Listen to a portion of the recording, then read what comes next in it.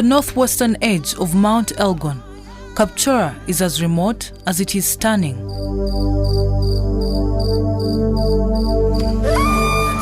Kapchorwa is home to the Sabini-speaking people. The Sabini are predominantly agriculturalists. They are of Kalenjin ethnicity with origins from present-day Kenya and Ethiopia. The district has a population of 124,000 people, 50% of whom are children below the age of 18. But it is the way Kapchorwa treats her children that is of most concern here. The area still embarrassingly falls behind in the area of child rights and violence against children. Here, it is easy to see children herding cattle on a school day or girls working in the fields when they should be reading for their end-of-year exams. Children here rarely attend school. Parents prefer to keep them at home to work in the fields or graze animals. And why they do this is because they are ignorant of children's rights. Tradition here does not respect child rights. Tumboboi leads in child rights violations. Most often, cases of child neglect, child labor, and denial of the right to education originate here. Girls are most at risk here. Many are married off young, for sometimes as little as a jerrycan of Komek. Christine Tindibai is the women's councillor for Tumboboi Parish. She says girls in her area are especially at a disadvantage. Akele wasichana ya pande hii wanapatanga sana shida namna. Our area does not have a single secondary school. One has to go to either Kapchorwa town or Kwen to get a secondary school. Girls find it especially hard to enroll because of the distance. Many times they are victims of defilement. Then they get ashamed, become young mothers and leave school. Distance. Vile wanarudi. Wanaweza ukaripa, wanaweza ukamadanganya. In Kaptanya Sub-County, Action Aid is implementing the EVAC program, or the empowerment of children and their communities to address harmful traditional practices and violence against children in eastern Uganda. The 3-year project is being implemented in 4 districts of Kapchorwa, Queen, Bukwo, and Amdat. The program is funded by the European Union and implemented by Action Aid in partnership with child-centered civil society organizations and district-based partners. So we are using a multiple approach of working with parents, sensitizing them about the rights of their children, and trying to remind them of their cardinal responsibility of taking care of these children. But because we know that children have a right to education, then they spend most of their time in schools. We have interventions in schools and we operate child rights clubs in 40 schools in these districts to sensitize children about their rights and empower them to challenge rights violations they could be facing.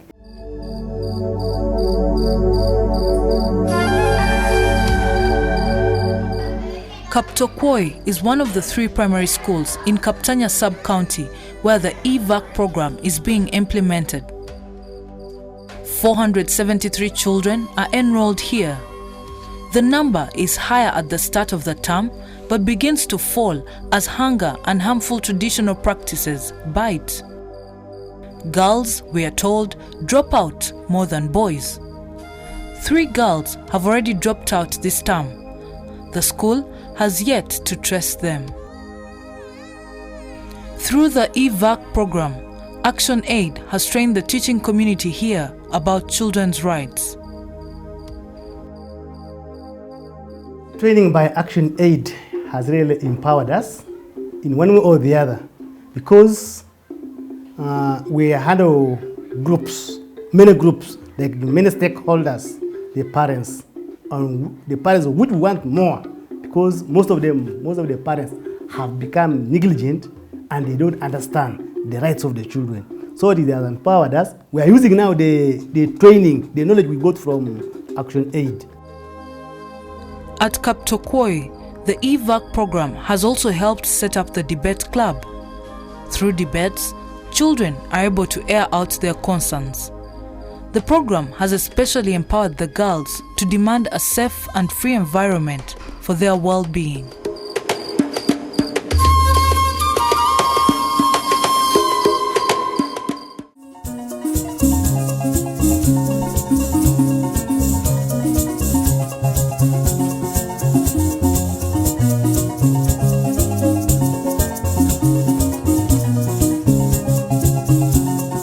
Lira, capital of Lango sub-region. The town is at the level of a municipality with an estimated population of 150,000. It is northern Uganda's second biggest town, the first being Gulu. Here, Plan is leading the fight for children's rights through advocacy, information, awareness, and empowerment campaigns.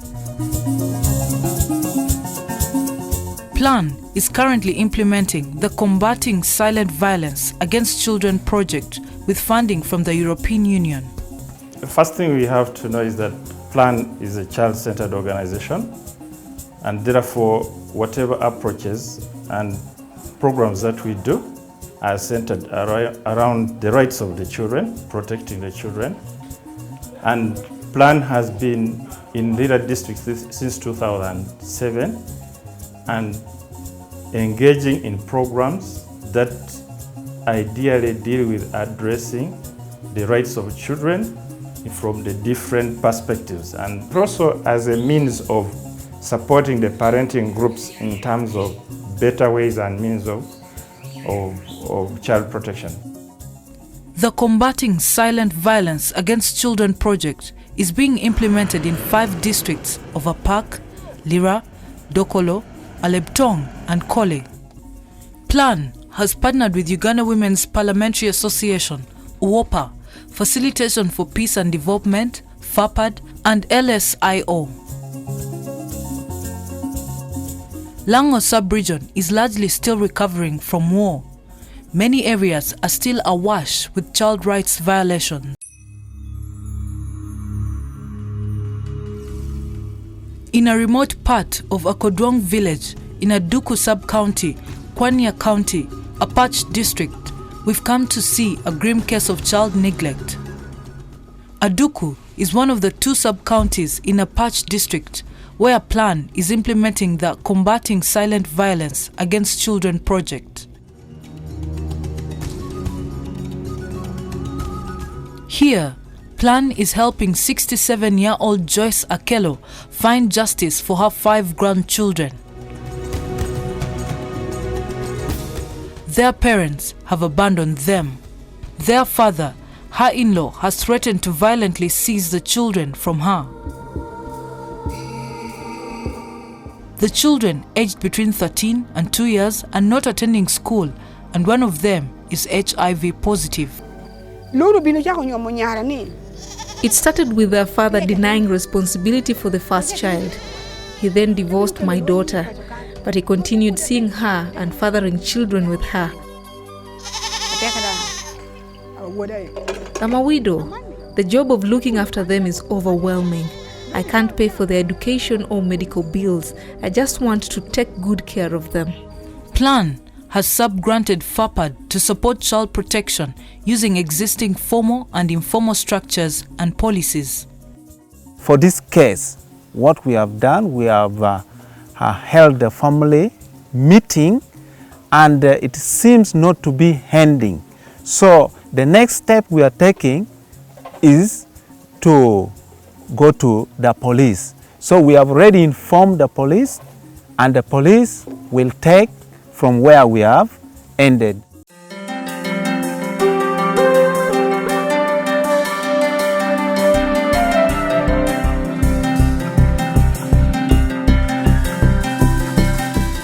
In Kampala, IDE received European Union funding to implement the Stopping Violence Against Child and Young Domestic Workers in East Africa and the DR Congo. Nyakake Mariam is the project coordinator for IDE. One of the activities that is carried out in this project is the legal and policy assessment, where they're going to analyze the existing policies and laws about domestic work. Then the second activity that's going to be carried out is going to be a survey. That survey is supposed to find out the plight of domestic workers at the moment. How are the domestic workers being treated? How many are they? What pushes them to get into domestic work, especially the children, because this is a project about mostly child domestic workers. In Uganda, IDE has partnered with the African Network for the Prevention and Protection Against Child Abuse and Neglect, ANPCAN, to conduct the survey. Already, ANPCAN has completed the first phase of the survey, as its Executive Director, Ansel Mwandega, explains. The first phase has just been concluded. We did a process of data collection, and we zoned the entire country into various parts. And so far, at least the greater south, the southern bit of the country is covered. From what emerges, the data already analyzes that the problem is very big. The problem of child and young domestic workers is big in the country. Unlike what we thought that they are only found in urban areas, there are so many of them, even in the rural areas. IDE is also partnering with National Council for Children, NCC, and Uganda Children's Center, UCC, to offer vocational skills that can liberate children from the slavery of domestic work. Uganda ratified the UN Convention on Rights of Children, and it even domesticated some of the articles in the convention. But are these articles really being put to use? Are they effective enough? Because we have already come up with the Children's Act, but still we are seeing that there are some gaps in the Act. So those are some of the issues this project is going to look at, and towards the end we shall be able to make our recommendations, which shall be given the government and the international bodies, including the UN.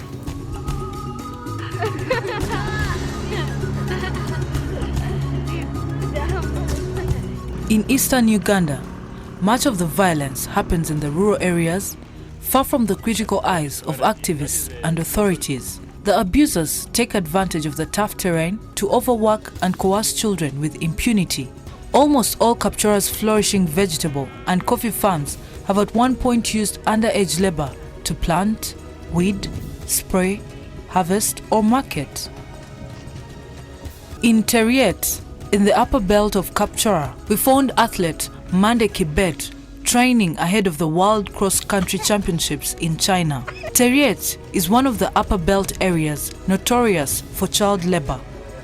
Mande says the children can be given an opportunity through sports and talent development. We are requesting the government to help us because we have a young talent athletes like these children. So those people are having a problem because there are very many of them which have a talent, but the problem, no support.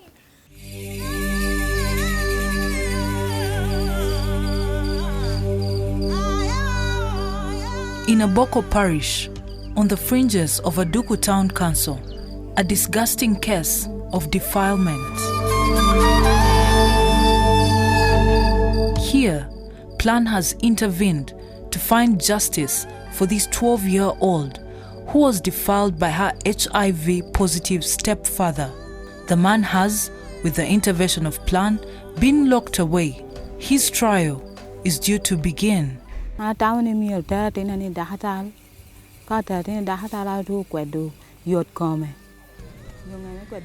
in-laws took over the case and have been hiding details from me. My girl is being stigmatized. Everyone despises her. They insult and provoke her at school, in the village, even at water sources. I want her stepfather to be jailed. If I'm just to look at the annual police crime report that was released in 2011, the cases that were reported were 7,065 cases. And remember, these are just the cases that are reported. Some of them go unreported because of the stigma and the clandestine nature of that particular vice. In 2012, the cases escalated to 8,067. Right now, when you go again by the annual police crime report 2013, the cases that were reported were around 9,538 cases of defilement. So this is a problem that has actually plagued our country, both within the family setting and the community setting. We subscribe to the convention by having, for example, government has established various legal provisions. We have the National Constitution of 1995 that caters for the protection of the child. We have the Children Act. We have policies like the National Child Labour Policy, whereby we carry out interventions with other partners in ensuring that we curb down the exploitation of the child and the young people, also like the youth.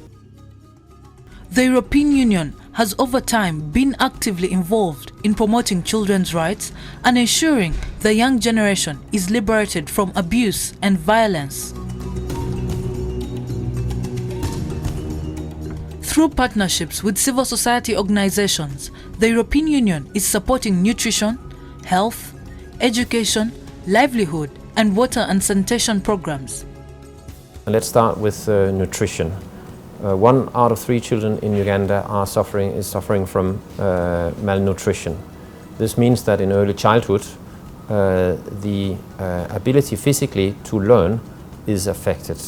That, of course, gives a very bad start in childhood. So nutrition, despite the fertility and agricultural potential of Uganda, is a problem and must be addressed. So that is one. The second area I would want to point to is education. Obviously, youth and childhood is the most creative part of a person's life. This is when you acquire not just knowledge and skills, but also hope, creativity, energy for a difficult economy and making it in the world, get your first job.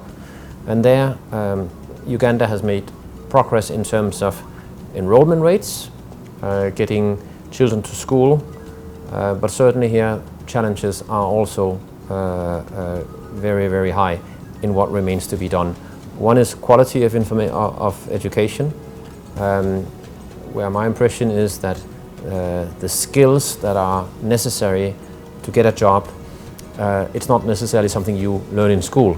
It's something you learn in the informal sector, on the street, but not necessarily in school. So quality has to be addressed. And then specifically for the girl child, the dropout rates, making sure that water and sanitation facilities are in schools so that girls do not miss out on class for various reasons. We are calling upon government to actually enforce the laws, to pass the sexual offences bill, because it's still pending in Parliament, and also to ensure that the penal code aspects that actually pertain to issues of defilement are actually enforced and implemented.